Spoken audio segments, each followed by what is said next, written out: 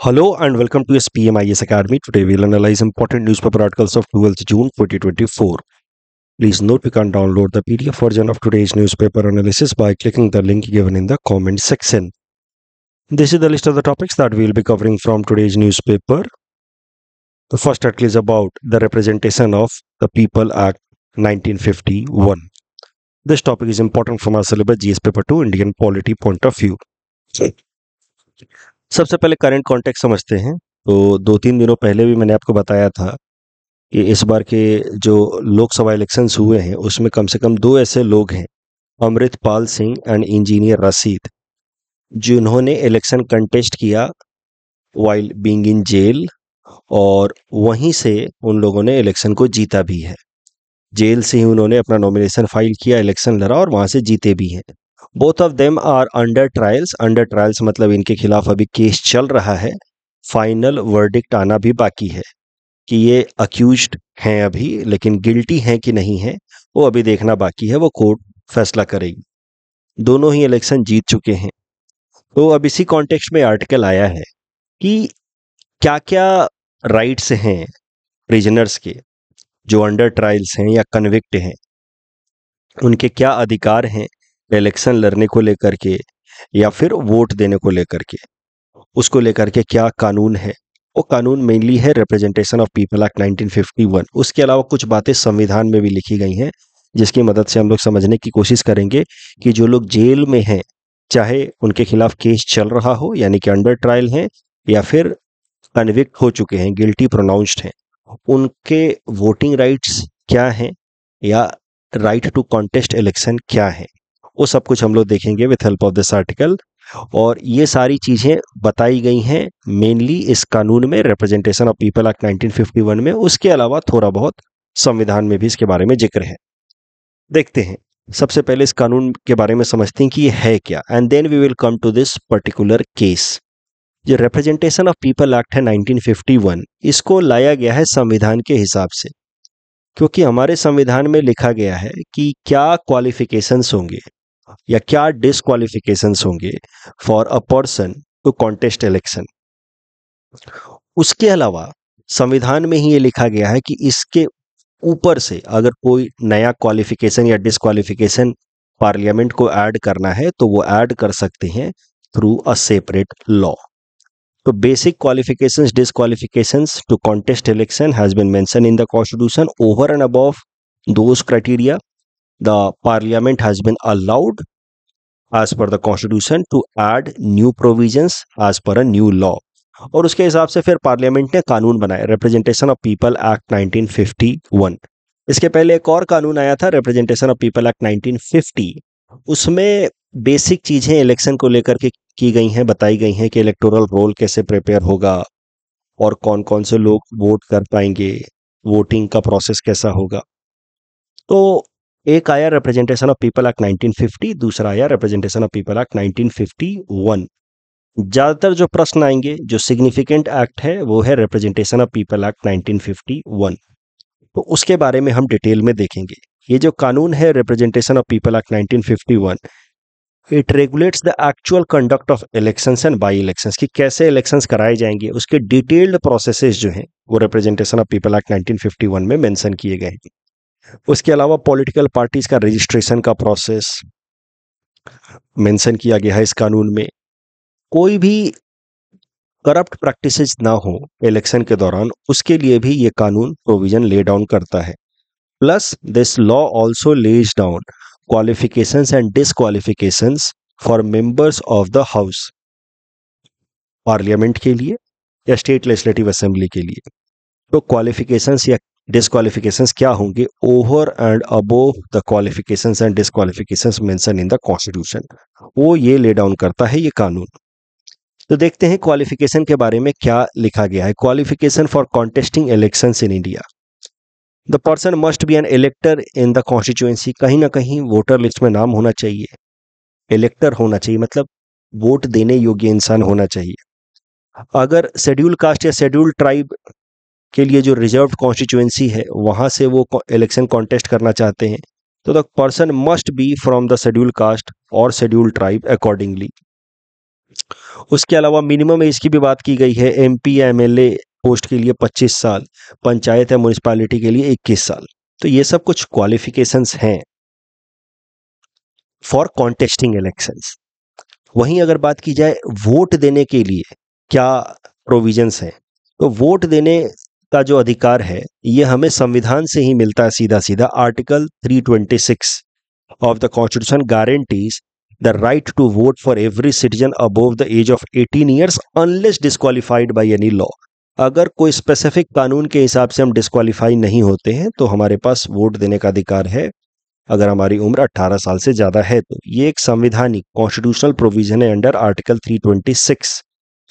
उसके अलावा वोट देने का अधिकार रिप्रेजेंटेशन ऑफ पीपल एक्ट 1951 में भी उसकी चर्चा की गई है, which says that every person who is in the electoral roll of that constituency is entitled to vote in that constituency। तो आपका जिस कॉन्स्टिट्यूएंसी में वोटर लिस्ट में नाम है आप उस कॉन्स्टिट्यूएंसी में वोट कर सकते हैं as per representation of people act 1951।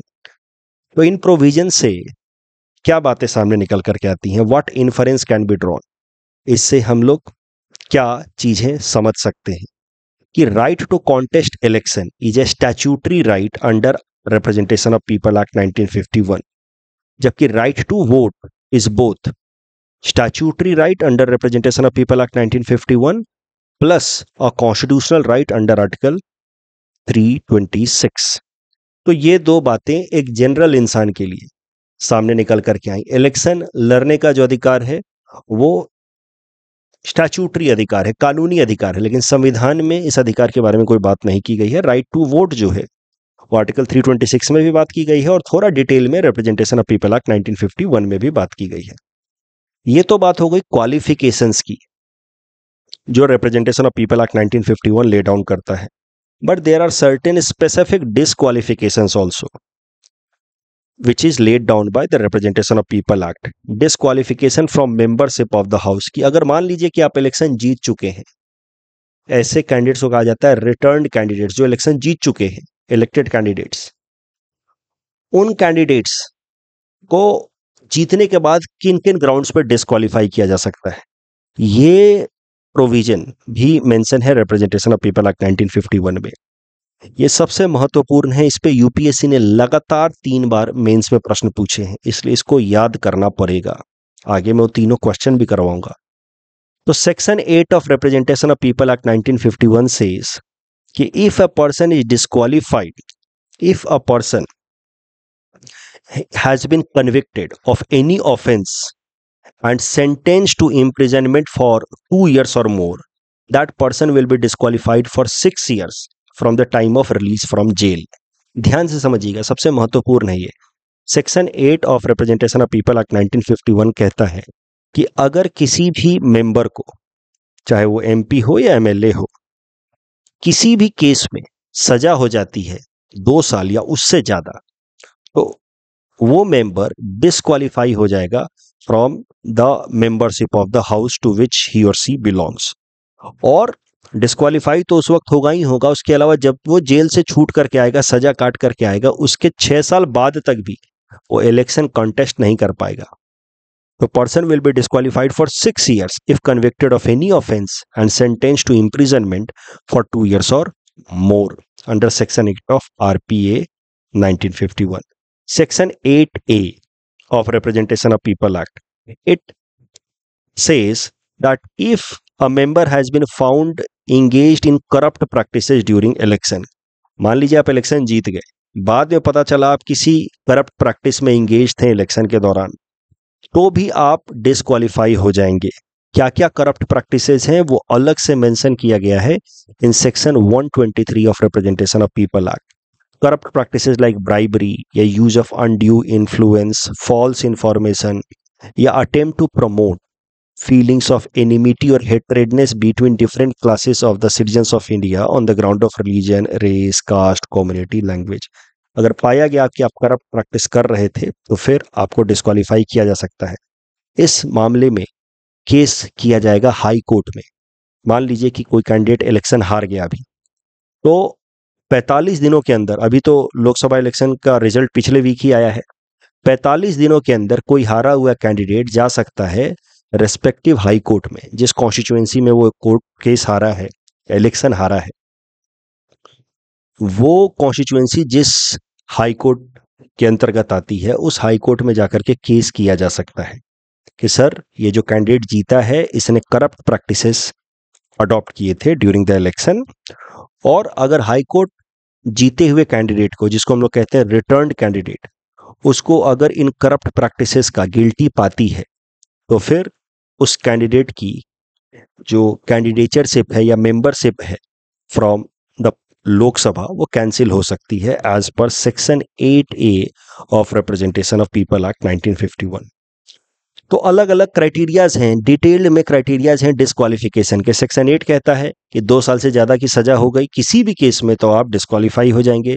Section 8A कहता है कि इन करप्ट प्रैक्टिसेस को आप करते हुए पाए गए और हाई कोर्ट ने आपको इसका दोषी पाया, if high court declares you guilty of these corrupt practices, then also your membership will be cancelled under section 8A of representation of people act। उसके अलावा सेक्शन 9 है डिसमिसल फ्रॉम गवर्नमेंट सर्विस। अगर मान लीजिए कि आप किसी सरकारी नौकरी में थे और वहां से आपको डिसमिस किया गया हो फॉर करप्ट प्रैक्टिसेस या डिसलॉयल्टी टू स्टेट, तो उस केस में भी आप इलेक्शन कॉन्टेस्ट नहीं कर सकते हैं। You will be disqualified for from contesting election of Lok Sabha और legislative assembly. Disqualification for government contracts, तो अगर मान लीजिए कि आप कॉन्ट्रैक्टर हैं, पहले से आपका काम है कॉन्ट्रैक्ट लेना सरकार से, अलग अलग प्रोजेक्ट्स को इंप्लीमेंट करना, तो अगर आपको अब इलेक्शन कॉन्टेस्ट करना है तो सारे कॉन्ट्रैक्ट्स को पहले आपको गिव अप करने होंगे। ये नहीं कि एक तरफ इलेक्शन भी कॉन्टेस्ट कर रहे हैं, दूसरी तरफ सरकारी कॉन्ट्रैक्ट्स भी चला रहे हैं। अगर आप ऐसा नहीं करते हैं तो उस केस में आपको डिस्क्वालीफाई किया जा सकता है लेटर ऑन। अगर ये पता चल गया कि आप एक तरफ इलेक्शन भी कॉन्टेस्ट कर रहे थे, मान लीजिए आप जीत भी गए, दूसरी तरफ आपके पास बहुत सारे सरकारी कॉन्ट्रैक्ट्स भी थे, अगर ये बातें पता चलता है तो आपको डिस्क्वालीफाई किया जा सकता है under section 9A of representation of people act 1951। ये सब इसलिए लाया गया है सेक्शन 9A गवर्नमेंट कॉन्ट्रैक्ट वाला प्रोविजन, ताकि कॉन्फ्लिक्ट ऑफ इंटरेस्ट को अवॉइड किया जा सके। आप इलेक्शन कॉन्टेस्ट करके आप मेंबर ऑफ पार्लियामेंट बन गए, साथ ही साथ मान लीजिए आप सरकार का हिस्सा भी बन गए, आप मिनिस्टर भी बन गए, बन सकते हैं। अगर आप मेंबर ऑफ पार्लियामेंट बन गए तो मिनिस्टर भी बन सकते हैं, और दूसरी तरफ आपके पास कई सारे सरकारी कॉन्ट्रैक्ट्स हैं, तो फिर तो आप ही जज हो गए, आप ही पिटिशनर हो गए, वही बात हो गई। मतलब there will be conflict of interest. On one side you are part of the government, on the other side you are implementing a contract for government as a contractor. Now if you commit any mistake as a contractor, will you punish yourself? Answer is no. तो इस तरीके के conflict of interest को avoid करने के लिए नियम यह है कि अगर आप गवर्नमेंट कॉन्ट्रैक्टर हैं, सरकारी कॉन्ट्रैक्ट लेते हैं, इलेक्शन कॉन्टेस्ट करने से पहले सारे कॉन्ट्रैक्ट छोड़ दीजिए, अदरवाइज आप डिस्क्वालीफाई हो सकते हैं बाद में अगर ये बात पता लगी तो। Disqualification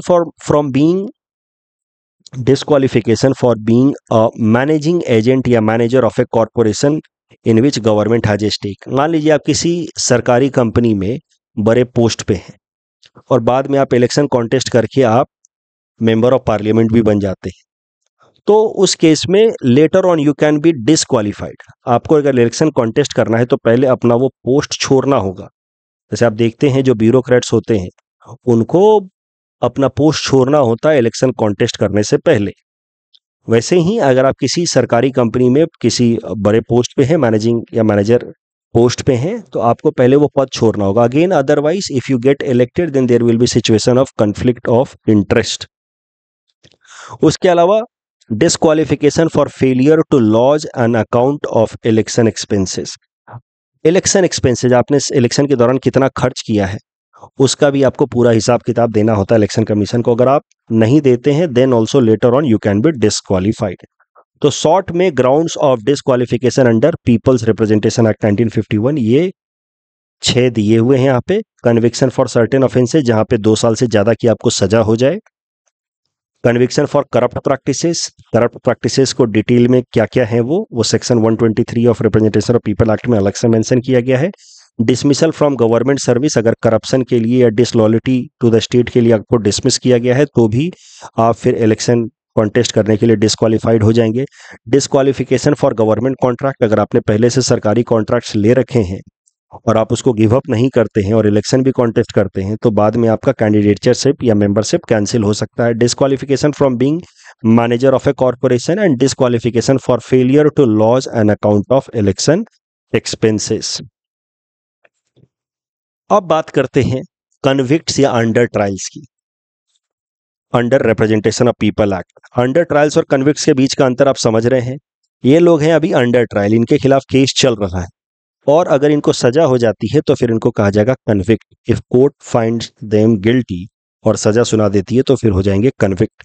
representation of people act 1951 के अंतर्गत जो अंडर ट्रायल्स हैं, ना ही वो वोट कर सकते हैं, ना ही मतलब वो वोट नहीं कर सकते, they can not vote but they can contest election. Recently Amritpal Singh और इंजीनियर रशीद दोनों ने इलेक्शन कॉन्टेस्ट भी किया और इलेक्शन जीता भी, लेकिन खुद के लिए वो वोट नहीं कर पाए because prisoners under trials can not vote. अगर आप जेल में हैं और अभी आप गिल्टी साबित नहीं भी हुए हैं, अंडर ट्रायल है, तब भी आप वोट नहीं कर सकते as per representation of people act 1951, but आप इलेक्शन कॉन्टेस्ट कर सकते हैं और यही किया अमृतपाल सिंह ने और इंजीनियर रशीद ने और दोनों इलेक्शन जीत भी गए। वही बात की जाए अगर कन्विक्ट्स की, कि दोष आपके ऊपर साबित हो चुका है, आपको सजा सुनाई जा चुकी है, तो ना ही आप इलेक्शन कॉन्टेस्ट कर सकते हैं, specially if you have sentenced for more than 2 years। तो section 8 of representation of people act 1951 के अंतर्गत तो आप डिस्क्वालीफाई हो जाएंगे। 2 साल से ज्यादा की आपको अगर सजा हो गई है, आप कन्विक्ट हैं, तब तो सेक्शन 8 ऑफ आरपी एक्ट के अंतर्गत तो आप वहीं डिस्क्वालीफाई हो गए, तब क्या ही इलेक्शन कॉन्टेस्ट करेंगे आप। और दूसरा, अगर आप किसी करप्ट प्रैक्टिसेस में इंगेज पाए जाते हैं तो section 8A of RPA act के अंतर्गत आप डिस्क्वालीफाई हो जाएंगे, तब भी आप इलेक्शन कॉन्टेस्ट नहीं कर सकते और कन्विक्ट्स वोट भी नहीं कर सकते। तो मुद्दा यह है कि जो लोग भी जेल में हैं, चाहे वो अंडर ट्रायल हो या कन्विक्ट हो, वोट नहीं कर सकते। लेकिन अगर अंडर ट्रायल हैं तो इलेक्शन कॉन्टेस्ट कर सकते हैं। अगर कन्विक्ट भी हैं और सजा 2 साल से कम की है, किसी छोटे मोटे केस में जेल गए हैं 2 महीने 4 महीने के लिए, तो इलेक्शन कॉन्टेस्ट कर सकते हैं। लेकिन अगर 2 साल से ज्यादा की सजा हुई है किसी भी केस में, तब तो आप डिस्क्वालीफाई हो गए under section 8 of RPA act और उस केस में आप इलेक्शन कॉन्टेस्ट नहीं कर सकते। अब एक महत्वपूर्ण केस है इसी टॉपिक से रिलेटेड, सेक्शन 8 ऑफ डिस्क्वालिफिकेशन से रिलेटेड। देखिए नियम क्या था 2013 से पहले तक। सुप्रीम कोर्ट का केस है लिली थॉमस केस जो हुआ 2013 में। उसके पहले नियम क्या था कि अगर कोई भी मेंबर ऑफ पार्लियामेंट या member of legislative assembly section 8 के अंतर्गत उसको 2 साल की सजा होती है या उससे ज्यादा की सजा होती है, तो उसको होना चाहिए था डिस्क्वालीफाई। लेकिन इमीडिएट डिस्क्वालिफिकेशन नहीं होता था, 3 महीने का वक्त दिया जाता था कि इन 3 महीनों में अगर वो मेंबर ऑफ पार्लियामेंट या मेंबर ऑफ लेजिस्लेटिव असेंबली किसी हायर कोर्ट में, यानी कि मान लीजिए कि लोअर कोर्ट में सजा सुनाई गई है तो हाई कोर्ट में चला जाए, या हाई कोर्ट में सजा सुनाई गई है तो सुप्रीम कोर्ट में चला जाए, तो 3 महीने का टाइम दिया जाता था कि 3 महीने में अगर आप हायर कोर्ट में जाकर के आप अपील कर देते हैं तो फिर आपका डिस्क्वालिफिकेशन रोक दिया जाएगा एक बार के लिए, और फिर हायर कोर्ट के फैसले का इंतजार किया जाएगा। Till then you won't be disqualified. ये था नियम कि 3 महीने का टाइम दिया जाता था। तो under representation of people act section 8, disqualification would effect only after 3 months have elapsed from the date of conviction. Within that period, lawmaker could file an appeal against the sentence before higher court. लेकिन supreme court ने साल 2013 में lily Thomas case, काफी famous case है, इसके अंतर्गत सुनाया, pronouncement दिया कि ऑटोमेटिक डिस्क्वालिफिकेशन होगा। इधर किसी भी लोअर कोर्ट ने आपको कन्विक्ट पाया और 2 साल या 2 साल से ज्यादा की सजा सुनाई किसी भी केस में, आप automatic then and there you will be disqualified. Supreme court ने लिली थॉमस केस में यह फैसला इसलिए सुनाया ताकि क्रिमिनलाइजेशन ऑफ पॉलिटिक्स को कम किया जा सके। जो क्रिमिनल एलिमेंट्स हैं पॉलिटिक्स के अंदर, उनकी संख्या को घटाई जा सके, क्योंकि क्रिमिनल्स क्या करते हैं, एक जगह सजा हुई एक कोर्ट में, फिर दूसरे कोर्ट में अपील कर देते हैं, फिर तीसरे कोर्ट में अपील कर देते हैं, और जब तक केस चल रहा है अलग अलग कोर्ट में तब तक उनकी मेंबरशिप चल रही है। तो इस चीज को रोकने के लिए सुप्रीम कोर्ट ने लिली थॉमस केस में कहा there will be automatic disqualification. UPSC ने साल 2017 में राइट टू वोट से संबंधित ये क्वेश्चन पूछा था। Attempt this question and submit the answer in the comment section. और यूपीएससी ने रिप्रेजेंटेशन ऑफ पीपल एक्ट 1951 पे ऊपर लगातार 3 साल सवाल पूछे, 2019 में, 20 में, 2021 में नहीं पूछा, फिर 2022 में पूछा। तो ये हैं वो 3 प्रश्न, तीनों को एक एक करके देखते हैं, क्योंकि रिप्रेजेंटेशन ऑफ पीपल एक्ट सीधा सीधा आपके सिलेबस में मेंशन्ड है जीएस पेपर 2 में, और सबसे महत्वपूर्ण टॉपिक है, लगातार प्रश्न पूछे जाते हैं इस पे। On what grounds people's representative can be disqualified under representation of people act 1951। Also mention the remedies available to such person against disqualification. तो पहला पार्ट तो सीधा सीधा ये पूछ रहा है कि किस ग्राउंड पे आपको डिस्क्वालीफाई किया जा सकता है। तो ये 6 पॉइंट्स तो सीधे सीधे आपको याद होने चाहिए। तो बेसिक सा इंट्रोडक्शन दे दिया कि representation of people act provides provision for conducting election in free and fair manner. It also lays down qualification and disqualification. फिर 6 डिस्क्वालिफिकेशन सीधे सीधे लिख डाले।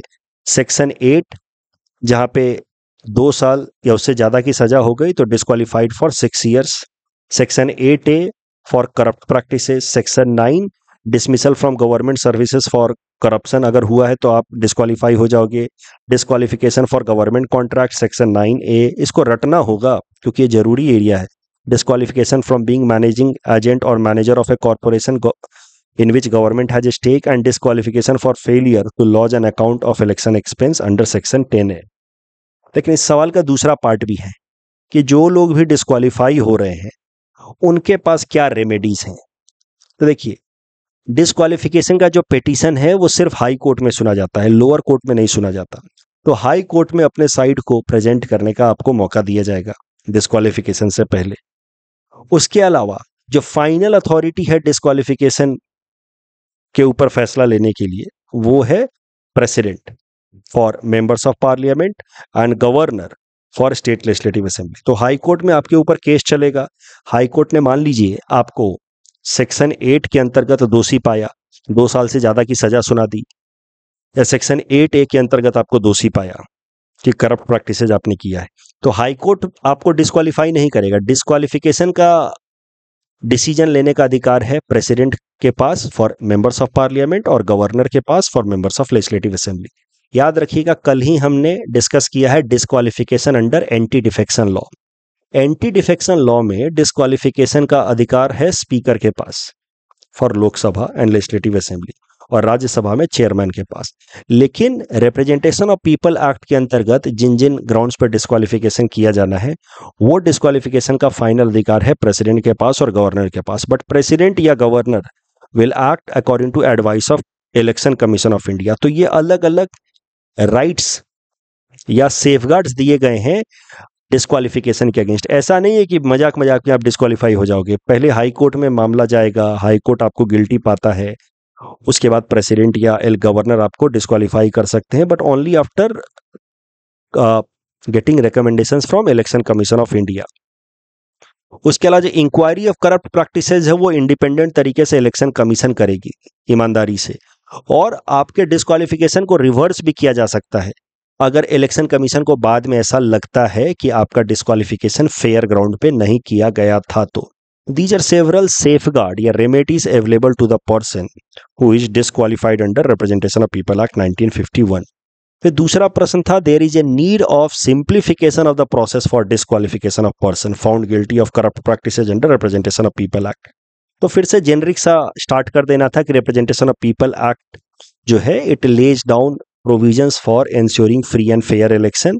वहां पे proper procedure of qualification and disqualification lay down किया जाता है। फिर आपको मेंशन करना था कि सेक्शन 8A ले डाउन करता है कि अगर कोई इंसान करप्ट प्रैक्टिसेस करता हुआ पाया जाता है, चूंकि ये सवाल है करप्ट प्रैक्टिसेस के ऊपर, ये वाले प्रोविजन के ऊपर, तो अगर सेक्शन 8A के अंतर्गत अगर कोई इंसान करप्ट प्रैक्टिसेस करता हुआ पाया जाता है तो उसको डिस्क्वालीफाई किया जा सकता है। और करप्ट प्रैक्टिसेस कौन कौन सी होंगी वो अलग से मेंशन की गई है section 123 of representation of people act. तो 2020 वाला प्रश्न में आपको ये सब चीजें पहले मेंशन करनी है कि करप्ट प्रैक्टिसेस के अंतर्गत डिस्क्वालिफिकेशन हो सकता है, और करप्ट प्रैक्टिसेस को डिफाइन किया गया है सेक्शन 123 में। और क्या क्या करप्ट प्रैक्टिसेस हैं वो भी लिख दीजिए: bribery, undue influence, false information, या अटेम्प्ट टू प्रमोट एनिमिटी और हेट्रेडनेस। फिर क्या है प्रोसीजर ऑफ डिस्क्वालिफिकेशन, वो भी मेंशन कर दीजिए थोड़ा सा, कि high court is the final authority, वो फैसला करेगी। Petition regarding disqualification will go to high court, और हाई कोर्ट एक बार फैसला सुना देगी, आपको करप्ट प्रैक्टिसेस का गिल्टी पाएगी, तो उसके बाद स्टेट लेजिस्लेटिव असेंबली में गवर्नर और पार्लियामेंट के अंदर प्रेसिडेंट फैसला करेंगे डिस्क्वालिफिकेशन को लेकर के on recommendation of election commission. ये पिछले वाले सवाल में ही हमने देखा है। तो पिछला वाला सवाल 2019 और 20 में आप समझिए एक ही तरीके का प्रश्न आया है, बस थोड़ा सा अंतर आया है। यहाँ ये बोल रहा है कि ये जो डिस्क्वालिफिकेशन का प्रोसेस है इसको थोड़ा सिंप्लीफाई किया जाना चाहिए। तो यस, डिस्क्वालिफिकेशन का प्रोसेस थोड़ा सिंपल होना चाहिए, और उसको लेकर के 3 रिकमेंडेशंस अगर आप याद रख पाए तो 254th report of law commission ने रिकमेंड किया कि डिस्क्वालिफिकेशन का जो मामला है वो हाई कोर्ट में ना जाकर के उसके लिए स्पेशल कोर्ट्स बनाए जाए, ताकि मामला जल्दी जल्दी रिजॉल्व हो पाए।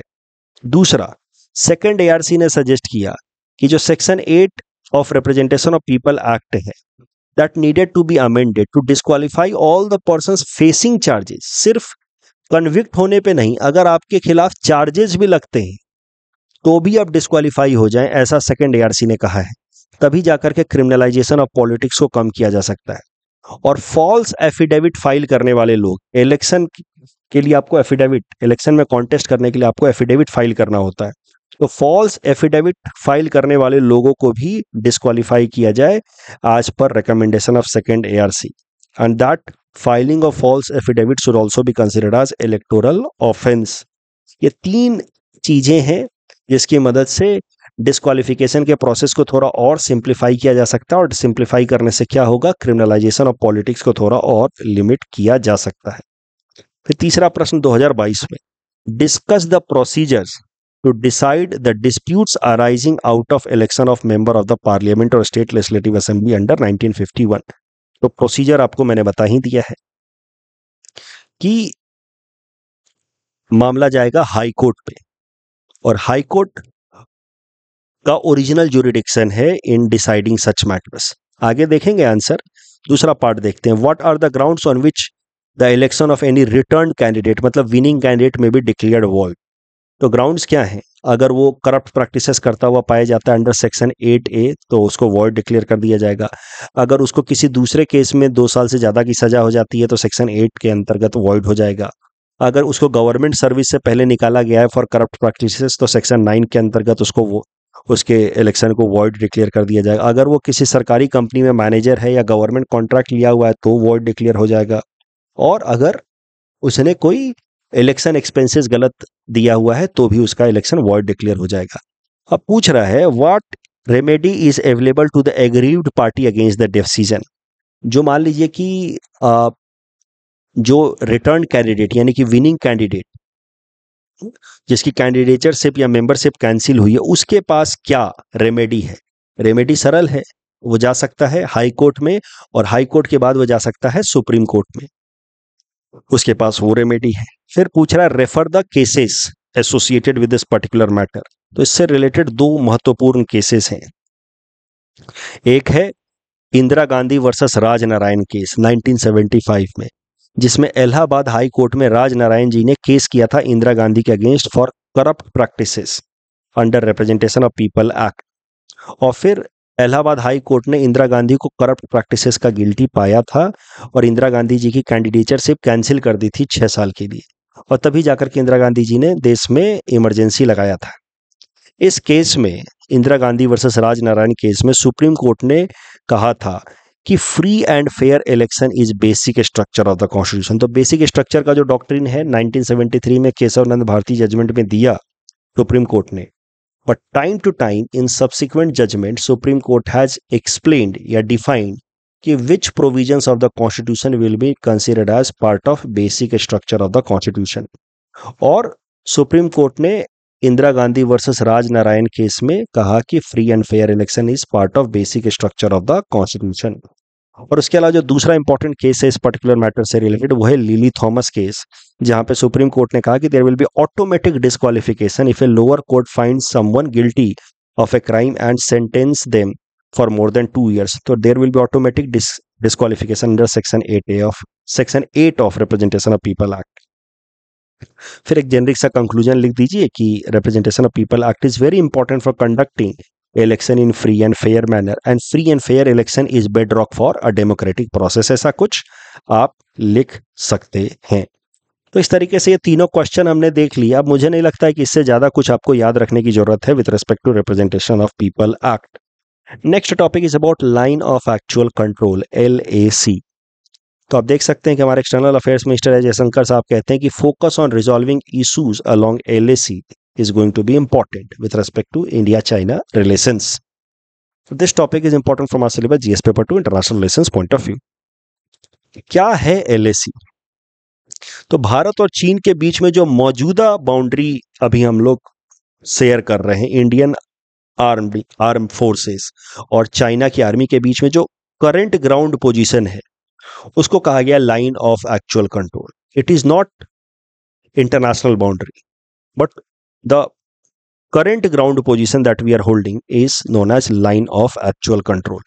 जैसे भारत के हिसाब से तो ये देखिए ये है इंटरनेशनल बाउंड्री, हमारी है ये पूरी की पूरी एक्साई चेन, ये तो हमारी है, चाइना उसको डिस्प्यूट करता है।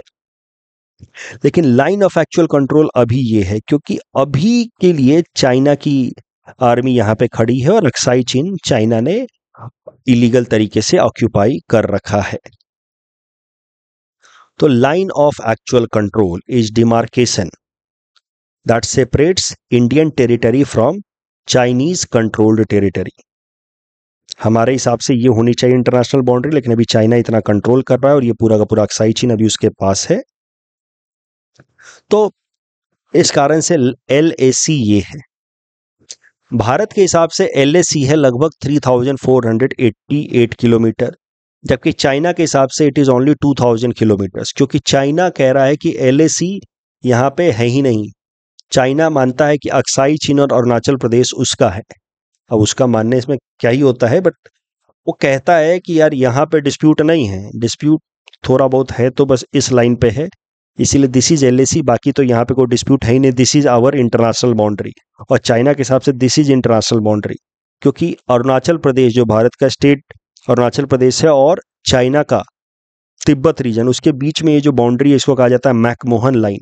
और मैकमोहन लाइन की लीगलिटी को आइडेंटिफाई करने से मना करता है चाइना, क्योंकि मैकमोहन लाइन को फाइनलाइज किया गया था 1914 में between Tibet representatives and British representative of India, उस टाइम के जो थे मैकमोहन। अब बाद में चाइना कहता है अब कि तिब्बत तो इंडिपेंडेंट है ही नहीं, तो how can Tibet finalize this international agreement, and that is why China refuses to identify legality of this McMahon line, because in 1959 China forcefully occupied entire Tibet and China does not identify autonomy of Tibet। लेकिन तिब्बत तो पहले तो autonomous था ही, 1914 में उसने agreement sign कर लिया था। अब हम लोग के हिसाब से तो वो McMahon line agreement is quite legal because signed by Tibetan representatives, but China disputes it. मुद्दा ये है कि भारत और चीन का जो बॉर्डर है, जहां पे असल में दोनों तरफ की आर्मी एक दूसरे के आमने सामने खड़ी है, उसको कहा जाता है LAC। और ये है कुछ LAC, यहाँ पे LAC ये है, बाकी तो LAC में कोई डिस्प्यूट है नहीं यहाँ पे। और अरुणाचल प्रदेश में ये वाला LAC है ऊपर से, अरुणाचल प्रदेश के ऊपर वाला, और इस लाइन को कहा जाता है मैकमोहन लाइन भी, चाइना जिसको डिस्प्यूट करता है। तो पूरा का पूरा अगर LAC भारत के हिसाब से देखा जाए तो वो 3 सेक्टर में डिवाइडेड है।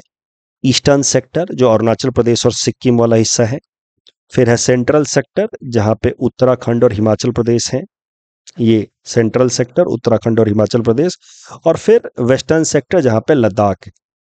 चाइना कह रहा है कि यहाँ पे कोई डिस्प्यूट नहीं है, चाइना के हिसाब से ये सब अपना रिजॉल्व है, यही है इंटरनेशनल बाउंड्री, और अरुणाचल प्रदेश वाला डिस्प्यूटेड है, इसको लेकर के हमें बात करने की जरूरत है और आप हमें अरुणाचल दे दो क्योंकि अरुणाचल हमारा, ऐसा चाइना कहता है। ठीक है, I just hope I am able to make sense so far. देखिए, थोड़ा और समझते हैं इस मैप को। देखिए, अभी जम्मू कश्मीर की बात की जाए तो जम्मू कश्मीर का बस इतना ही एरिया अभी भारत के एडमिनिस्ट्रेशन में है। ये वाला पूरा एरिया तो पाकिस्तान ने कब्जा रखा है, जिसको हम लोग कहते हैं पाकिस्तान ऑक्यूपाइड कश्मीर। और ये वाला एरिया चाइना ने कब्जा रखा है, अक्साई चीन वाला एरिया। तो हम लोग के पास जितना भी एरिया है, इस बाउंड्री को हम लोग पाकिस्तान साइड में, इस बाउंड्री को कहते हैं हम लोग LOC, लाइन ऑफ कंट्रोल, और इस बाउंड्री को कहते हैं LAC, line of actual control. ठीक है, इस वाले बाउंड्री को भी कहते हैं लाइन ऑफ एक्चुअल कंट्रोल, और चाइना इस वाले बाउंड्री को कहता है line of actual control. Line of actual control कहने का, बट इंटरनेशनल बाउंड्री ना कहने का मतलब ये है कि अभी के लिए ये है डिमार्केशन, लेकिन ये फाइनल नहीं है। आगे हम लोग बातचीत से आइडेंटिफाई करेंगे कि what is going to be international boundary. तो LAC, line of actual control between India and China, was agreed, कि अभी के लिए इसको LAC कह दिया जाए। It was agreed between the two sides as a result of border peace and tranquillity agreement in 1993। यहाँ पे दोनों साइड्स ने फैसला किया कि यार अभी के लिए स्टेटस को ये है, इस बाउंड्री को करते हैं status quo, until a final boundary settlement is finalised और agreed through a mutual agreement. और जब फाइनल म्यूचुअल अग्रीमेंट हो जाएगा तो जो फाइनल बाउंड्री सेटलमेंट होगी उसको हम लोग कहेंगे इंटरनेशनल बाउंड्री। बट चाइना कहता है कि यहाँ पे कोई डिस्प्यूट नहीं है, ये तो सब ठीक ही है, ये तो हमारा है, डिस्प्यूट यहाँ है। और यहाँ तो मोर और लेस सब ठीक ही है, थोड़ा वो डिस्प्यूट है। तो चाइना के हिसाब से LAC इज ओनली 2000 किलोमीटर, जबकि भारत के हिसाब से LAC इज 3488 किलोमीटर। हर जगह डिस्प्यूट है। और ये इनफैक्ट इंडिया को उल्टा कहना चाहिए, इंडिया को कहना चाहिए यहाँ कोई डिस्प्यूट नहीं है, लेकिन इंडिया मानता है कि इंटायर बाउंड्री इज LAC ये। पर भारत को उल्टा कहना चाहिए, भारत को कहना चाहिए कि यहाँ पे और यहाँ पे कोई डिस्प्यूट नहीं है, डिस्प्यूट है खाली यहाँ पे। सिर्फ 1570 वाला एरिया जो है, अक्साई चीन वाला एरिया, वहां पे हम लोग नेगोशिएशन करेंगे। बाकी दो जगह पे नेगोशिएशन करने का कोई जरूरत नहीं है, क्योंकि हमारे हिसाब से ये है इंटरनेशनल बाउंड्री। तो मैं अब सिंपल तरीके से बोल रहा हूं, लाइन ऑफ एक्चुअल कंट्रोल जो भारत और चाइना के बीच में मौजूदा डिमार्केशन है, जहां पे इंडियन आर्मी एक तरफ और दूसरी तरफ चाइनीज आर्मी गार्ड कर रही है बॉर्डर को, वो इंटरनेशनल बाउंड्री नहीं है, वो टेम्पोररी तरीके से वो लाइन डिसाइड की गई है as a result of border peace and tranquillity agreement 1993। और दोनों साइड्स ने फैसला किया है कि with proper negotiation in future we will be resolving this dispute. उसी कॉन्टेक्स्ट में हमारे external affairs minister S Jaishankar साहब ने कहा है कि आने वाली जो 5 साल हमारी सरकार की है, चूंकि अब वो दूसरी बार बन गए हैं एक्सटर्नल अफेयर्स मिनिस्टर, तो आने वाली जो 5 साल है सरकार की, उसमें मेन फोकस रहेगा LAC को रिजॉल्व करना, LAC को आइडेंटिफाई करना है। LAC प्रॉब्लमेटिक क्यों है? एक तो बड़ा प्रॉब्लम है कि अनसर्टेनिटी का माहौल है, इंटरनेशनल बाउंड्री हो जाए तो दोनों साइड को क्लैरिटी आ जाए कि हमारा जमीन कौन सा है। दूसरा, LAC आप ये मत सोचो कि एक प्रॉपर कोई लाइन डिमार्केशन है। LAC is a width of about 50 to 100 kilometre, 50 से लेकर के लगभग 100 किलोमीटर का एरिया छोड़ा हुआ है LAC रीजन में। इस कारण से होता क्या है कि कभी कभार चाइनीज सोल्जर्स हमारे साइड में आ जाते हैं, कभी हमारे सोल्जर्स चाइनीज साइड में चले जाते हैं, सर्कलिंग, काउंटर सर्कलिंग होता रहता है, और जिस कारण से कुछ कुछ दिनों पे हॉस्टाइल माहौल बन जाता है, टेंशन का माहौल बन जाता है। और इसी तरीके का एक टेंशन का माहौल अल्टीमेट कन्फ्लिक्ट में भी कन्वर्ट हो गया था साल 2020 में, जब यहाँ पे कहीं पे गलवान रीजन में LAC में भारत और चाइनीज सोल्जर के बीच में लड़ाई हो गई थी, जिसमें हमारे 20 जवान शहीद हुए थे। यहाँ पे लड़ाई ना हो इसके लिए नियम ये है कि दोनों साइड के सोल्जर्स पेट्रोलिंग करेंगे विदाउट आर्म्स एम्यूनेशंस। लेकिन उस दिन गलवान वैली में भी दोनों साइड्स के सोल्जर्स बिना आर्म्स एम्यूनेशंस के थे, लेकिन हाथों से लड़ाई हो गई, ईंट पत्थरों से लड़ाई हो गई। तो इस तरह की चीजें भविष्य में ना हो, इसके लिए जरूरी है कि LAC को प्रॉपर डिमार्केट कर लिया जाए। चाइना तो बदतमीज है ही, वो कहेगा कि यार ये LAC नहीं है, यही है इंटरनेशनल बाउंड्री, अक्साई चीन में से संबंधित कोई बात करने की जरूरत नहीं है, बात करनी है तो अरुणाचल पे करो। भारत को भी बदतमीजी करनी चाहिए, भारत को कहना चाहिए कि बात होगी तो बस यही होगी, अरुणाचल पे कोई बात नहीं होगी, क्योंकि ये LAC नहीं है, ये है इंटरनेशनल बाउंड्री। फिर हम लोग थोड़े शरीफ हैं, हम लोग कह रहे हैं कि चलो यार पूरे 3,488 किलोमीटर पे बातचीत करेंगे, और चाइना कह रहा है कि ना ना सिर्फ इस एरिया में बातचीत होगी, यहाँ पे बात नहीं होगी। So that is why as per China there is only 2000 kilometre long LAC because China consider Aksai Chin as its own territory. चलिए ये सब तो अलग बातें हैं। अब ये आर्टिकल अगर पढ़ते हैं तो हम देखेंगे कि हमारे एक्सटर्नल अफेयर्स मिनिस्टर साहब कह रहे हैं कि India will focus on resolving the remaining issues against और along the LAC with China. साथ ही साथ वो ये भी कहते हैं कि भारत फर्स्ट यानी कि India first and Vasudhaiva Kutumbakam are going to be the two guiding axioms of India's foreign policy for the new government. तो चूंकि एक्सटर्नल अफेयर्स मिनिस्टर कह रहे हैं तो आप मान लीजिए कि सीधा सीधा भारत सरकार की तरफ से आ रहा है, तो ये दोनों पॉइंट्स याद कर लो और कहीं इंटरनेशनल रिलेशंस में इंट्रोडक्शन में या कंक्लूजन में इस्तेमाल कर सकते हो कि as per our external affairs minister the two guiding axioms of India's foreign policies Bharat first and Vasudhaiva Kutumbakam. तो भारत फर्स्ट रिफ्लेक्ट करता है रियलिज्म या नेशनलिज्म, वासुदेव कुटुंबकम रिफ्लेक्ट करता है इंटरनेशनलिज्म एंड ह्यूमनिज्म। दोनों को जब हम एक साथ लेकर के चलने की कोशिश कर रहे हैं तो इसी तरीके की फॉरेन पॉलिसी को कहा जाता है इनलाइटेंड नेशनल इंटरेस्ट, जहां हम नेशनल इंटरेस्ट को तो प्रमोट करेंगे बट उसके लिए हम दूसरे देशों के इंटरेस्ट को कॉम्प्रोमाइज नहीं करेंगे, ह्यूमैनिटी को कॉम्प्रोमाइज नहीं करेंगे। तो इस तरीके का नेशनल इंटरेस्ट को कहा जाता है इनलाइटेंड नेशनल इंटरेस्ट, जो हमेशा ही इंडिया फॉलो करता है। तो कंक्लूजन में किसी भी IR के आंसर में कंक्लूजन में ये 3-4 points Bharat first, Vasudhaiva Kutumbakam, enlightened national interest, ये सब इस्तेमाल हो सकता है। APSC प्रीलिम्स 2021 में LAC से संबंधित ये प्रश्न पूछा गया था। Please attempt this question and submit the answer in the comment section. The next article is about POCSO act. This topic is important from our syllabus GS paper 2 governance point of view. देखिए POCSO act का पूरा नाम है protection of children against sexual offence act. ये साल 2012 में कानून लाया गया। नाम से जैसा आपको समझ आ रहा है कि बच्चों को सेक्सुअल ऑफेंस से बचाने के लिए कानून लाया गया।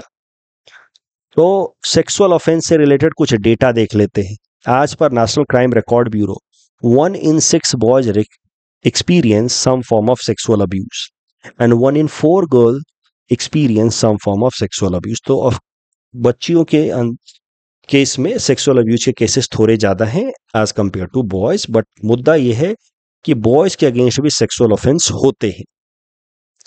ये जो कानून है पॉक्सो एक्ट, ये डिफाइन करता है children as any individual whose age is less than 18 years and this law is a gender neutral law. ऐसा नहीं है कि सिर्फ गर्ल चाइल्ड के प्रोटेक्शन के लिए कानून है, बॉय चाइल्ड के प्रोटेक्शन के लिए भी ये कानून है। और इसमें सिर्फ सेक्सुअल हरासमेंट इंक्लूडेड नहीं है, और भी कई सारे एक्टिविटीज हैं, जैसे बच्चों को अगर फोर्सफुल तरीके से पोर्नोग्राफी में एंगेज किया जाता है या ट्रैफिकिंग किया जाता है बच्चों का, तो भी offender will be punished under POCSO act. इस कानून के अंतर्गत कॉन्सेप्ट दिया गया है एग्रीवेटेड क्राइम का। अगर बच्चा मेंटली इल है और उसके खिलाफ फिर सेक्सुअल ऑफेंस किया जाता है तो उस क्राइम को कहा जाएगा एग्रीवेटेड क्राइम, और उस केस में ऑफेंडर को ज्यादा बड़ी सजा होगी। At the same time if offender is holding position of trust, जैसे कि ऑफेंडर डॉक्टर है, टीचर है, पुलिसमैन है, फैमिली मेंबर है, और वैसा आदमी अगर ऑफेंस करता है तो उस केस में भी उस क्राइम को कहा जाएगा एग्रीवेटेड क्राइम और ऑफेंडर को ज्यादा बड़ी सजा होगी। इन्वेस्टिगेशन प्रोसेस की भी बात की गई है कि पॉक्सो एक्ट में इन्वेस्टिगेशन प्रोसेस को हम लोग चाइल्ड फ्रेंडली रखना चाहेंगे एज मच एज पॉसिबल, जितना हो सके उतना हम लोग इन्वेस्टिगेशन प्रोसेस को चाइल्ड फ्रेंडली रखेंगे। यानी कि आपको पता है कि असम के अंदर भी चाइल्ड फ्रेंडली पुलिस स्टेशंस बनाए गए हैं ताकि बच्चों का मेंटल हरासमेंट ना हो। उसके अलावा ऑनलाइन कंप्लेंट्स रजिस्टर करने की भी व्यवस्था की गई है अंडर पॉक्सो ई-बॉक्स। और पॉक्सो एक्ट के अंतर्गत जो मैक्सिमम सेंटेंस दिया जा सकता है वो है डेथ सेंटेंस। जो पॉक्सो कानून हमारे देश में लाया गया है, POCSO act, it has been brought in line with United Nation conventions on rights of child, और इस कन्वेंशन का इंडिया भी एक पार्टी है। अभी जो मौजूदा केस है वो ये है कि आसाम के अंदर पॉक्सो के केसेस काफी बढ़ गए हैं और more than 5,500 cases of POCSO acts are there in the courts of Assam as backlog which is a matter of concern. POCSO act में साल 2019 में एक अमेंडमेंट भी लाया गया। ये मेजर अमेंडमेंट है। जिसके अंतर्गत मैंडेटरी रिपोर्टिंग का प्रोविजन ऐड किया गया है। इसके हिसाब से अगर आपके आसपास में किसी बच्चे के अगेंस्ट सेक्सुअल ऑफेंस हो रहा है और आप उसको रिपोर्ट नहीं करते हैं, तो आपको भी गिल्टी पाया जाएगा पॉक्सो एक्ट के अंतर्गत और 6 महीने की सजा हो सकती है। So if you are aware of sexual offence against a child and you do not report it to the concerned authorities, then you also might be punished for or sentenced for 6 months as per the new provision brought in 2019 as a result of amendment to the act. तो stringent law लाया गया है ताकि children के against sexual offence को minimise किया जा सके। 2019 वाले अमेंडमेंट में ही पॉक्सो एक्ट के अंतर्गत डेथ सेंटेंस तक भी दिया जा सकता है, ऐसा प्रोविजन लाया गया कि maximum sentence could be death sentence as well. अभी पॉक्सो एक्ट को लेकर के हाल फिलहाल में एक मेजर कंसर्न देखने को मिल रहा है। देखिए, हो क्या रहा है कि दुनिया भर में जो भी डेटा कलेक्ट किए गए हैं रिगार्डिंग प्यूबर्टी, यानी कि सेक्सुअल मैच्योरिटी की अगर बात की जाए, तो प्यूबर्टी की एज दुनिया भर में थोड़ी सी घटी है। ऑन एन एवरेज पूरे दुनिया भर में प्यूबर्टी की age in both male and female 1 साल कम हुई है। उसके पीछे कारण बताया जा रहा है, कोई बहुत साइंटिफिक कारण नहीं है, लेकिन कारण बताया जा रहा है exposure to several contents now easily accessible to children. आजकल मोबाइल फोन, लैपटॉप्स, इंटरनेट पे कितने सारे सेक्सुअल कंटेंट इजीली अवेलेबल हैं बच्चों को। उस कारण से प्यूबर्टी की एज थोड़ी सी घट रही है, सेक्सुअल मैच्योरिटी की एज या सेक्सुअल इंटेंसिटी की एज थोड़ी सी घटी है। अब कैसा है कि 18 साल से कम उम्र में ही कई सारे जो यंग चिल्ड्रन है they are engaged into sexual activities या सेक्सुअल कंडक्ट। अब हो क्या रहा है, पॉक्सो एक्ट के कारण प्रॉब्लम क्या आ रही है कि मान लीजिए कि अ कपल जिसमें जो लड़का है वो 18 साल से ज्यादा का है and the girl is supposedly less than 18 years, या उल्टा भी आप मान लीजिए। उस केस में suppose they are engaged into some sexual activity और बाद में चूंकि ये 18 साल से ज्यादा का है तो इसको एडल्ट की तरह गिना जाएगा, इसके ऊपर पॉक्सो एक्ट के अंतर्गत केस रजिस्टर हो सकता है। फिर पॉक्सो एक्ट में अंतर्गत केस रजिस्टर हो गया तो 7 साल तक की जेल भी हो सकती है। तो जो कंसेंसुअल सेक्स एक्टिविटीज हो रही हैं और जो बढ़ रही हैं आज के समाज में, खासकर एथिक्स में भी ये पेपर में सवाल आ सकता है, एथिक्स पेपर में, उस केस में भी पॉक्सो एक्ट का इस्तेमाल हो रहा है। That is becoming a matter of concern and mainly it is being used against boy. उसका तो पूरा करियर खराब हो जा रहा है, क्योंकि नॉर्मली सेक्सुअल रिलेशन में normally the boys are of slightly higher age. तो एक तरफ प्यूबर्टी की एज घट रही है, that is why young children are becoming more sexually active at an earlier age, ये पैराडॉक्स देखने को मिल रहा है। दूसरी तरफ पॉक्सो एक्ट के अंतर्गत उनके खिलाफ ये क्रिमिनल ऑफेंस लग जा रहा है। सो इस कारण से पॉक्सो एक्ट पे ऐसा प्रश्न पूछा जा सकता है कि critically analyse the provision of sexual offence act.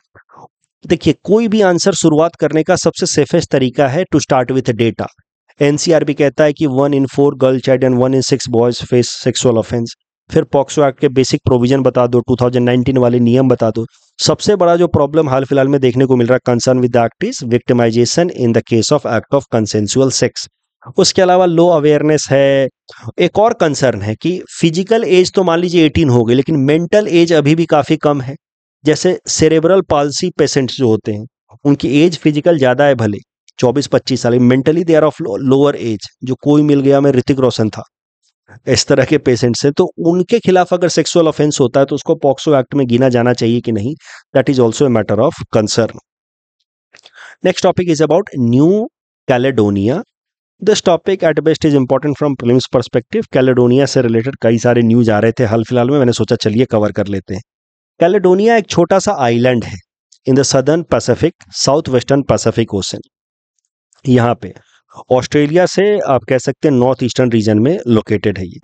But ये जो आइलैंड है it is a French territory, French overseas territory. यहाँ पे फ्रांस का कब्जा है। यहाँ पे ओरिजिनली जिस ट्राइब के लोग रह रहे थे उनका नाम है कनक्स, लेकिन फ्रेंच लोगों ने या फ्रांस ने इसके ऊपर, कैलेडोनिया के ऊपर 1853 में कैप्चर कर लिया और कई सारे फ्रेंच सेटलमेंट्स यहाँ पे प्रमोट कराए। नतीजा ये हुआ कि नाउ कनक्स आर माइनॉरिटी। अब ये कनक्स लोग बार बार इंडिपेंडेंस मूवमेंट लाते हैं कि नहीं, हमें आज़ादी चाहिए, हम फ्रांस की टेरिटरी नहीं रहना चाहते। तो कैलेडोनिया में बार बार रेफरेंडम कराया जाता है। Referendum, I hope you understand, voting in order to decide the territorial integrity of a particular territory. तो पिछले कुछ सालों में 3 बार लगातार रेफरेंडम कराए गए, 2018 में, 20 में और 21 में। और तीनों ही बार, चूंकि अब वहां के कनक्स हो गए हैं माइनॉरिटी और बाहर से आई हुए फ्रेंच सेटलमेंट हो गई है मेजॉरिटी, तो तीनों ही रेफरेंडम डिफीट हो गया। हाल फिलहाल में कैलेडोनिया बार बार न्यूज में इसलिए आ रहा है क्योंकि परहैप्स एक वापस से नया रेफरेंडम शुरू होगा जहां कनक्स वापस से ट्राई करेंगे to have freedom. Anti defection law को लेकर के ये सवाल था। पहला स्टेटमेंट रिवर्स कर दिया गया, 6 महीने के अंदर अगर ज्वाइन कर लेता है तो कोई बात नहीं, इंडिपेंडेंट कैंडिडेट, लेकिन उसके बाद ज्वाइन करता है नॉमिनेटेड कैंडिडेट, उसके बाद ज्वाइन करता है तो डिस्क्वालीफाई हो सकता है। तो पहला स्टेटमेंट रिवर्स किया गया है। पार्लियामेंट्री सिस्टम है because council of ministers are responsible to Lok Sabha. NTA is not a statutory body and it is not chaired by prime minister of India. पूछा है नॉट करेक्ट, तो पहला और तीसरा स्टेटमेंट नॉट करेक्ट है। ये वाला प्रश्न में आपको बताना था विच ऑप्शन इज करेक्ट, तो first and second option is correct, but third is not correct. Cabinet can review the decision of cabinet committee. That's all from our side for today. Thanks for watching.